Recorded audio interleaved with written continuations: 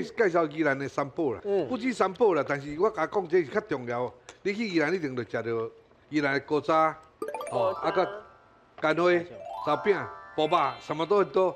古早人因为勤俭哦，钱的物啊拢做较济啦。目前就是我甲大家介绍讲，这个古早的制作过程安尼。古早的，大家叫古早。古早，这个古早内底吼，伊有猪肉，有虾啊，伊内底上重要是，咱拄仔讲有拜拜，起来了，鼓起来遐个高汤，遐高汤拢甲摕过来做起古早。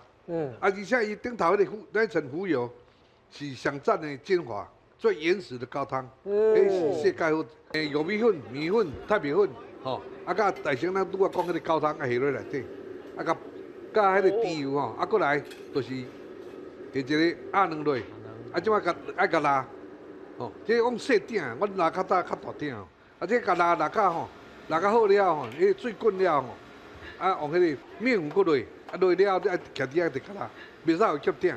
即摆拉好了差不多1点钟了，才凝固了，才摕起来切。有无？你即摆切的时候，你即摆要食这个爱注意就是讲伊迄个得钱的时阵是200度，所以你连要食的时阵你一定坚起来是爱吹气，才不会烫到。因为内底做烧。